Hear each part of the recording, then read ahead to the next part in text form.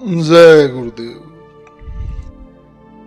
परम पूज्य स्वामी जी महाराज ने एक बार सत्संग में एक कहानी सुनाई कि एक राज्य का राजा चाहता था कि मैं अपनी प्रजा को धार्मिक बनाऊं। पहले छोटे छोटे राज्य हुआ करते थे, तो उसके राज्य में एक महात्मा जी हुआ करते थे। तो राजा उनके पास गया और बोला कि महाराज, मैं चाहता हूं कि मेरी प्रजा धार्मिक हो जाए। तो महात्मा जी ने कहा कि ये तो बहुत अच्छी बात है।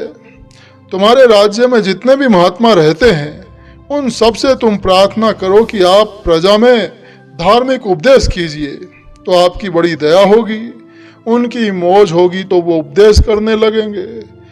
तो राजा उनकी बात मानकर एक महात्मा जी के पास गया और बोला कि महाराज, आप प्रजा में धार्मिक उपदेश कीजिए।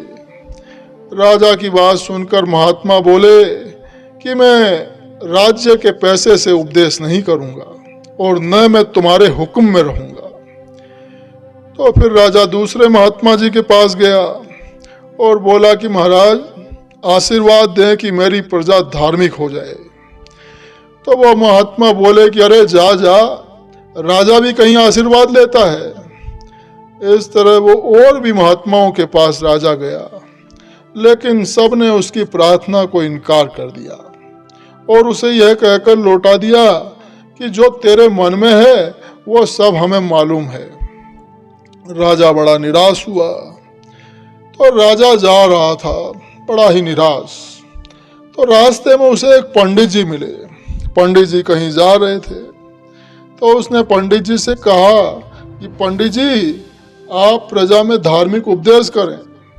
पंडित जी ये सुनकर बड़े खुश हुए और बोले कि हम तो काम ही यही करते हैं, हम उपदेश करेंगे। तो राजा ने उनके रहने और खाने पीने की सारी व्यवस्था कर दी।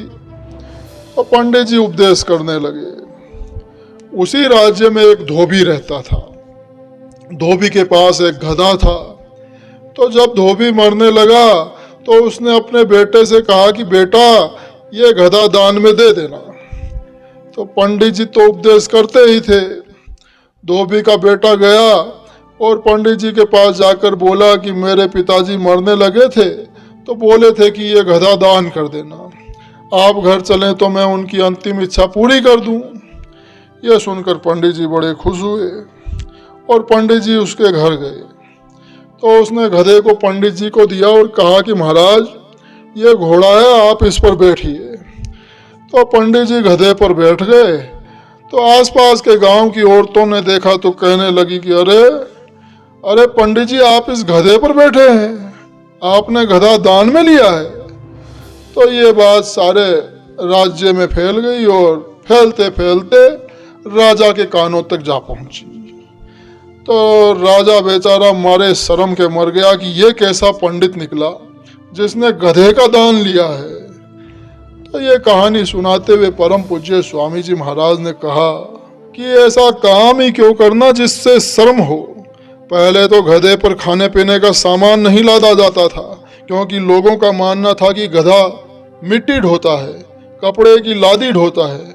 पर अब ऐसा युग जमाना आ गया है कि किसी को किसी बात की कोई शर्म नहीं है। जय गुरुदेव।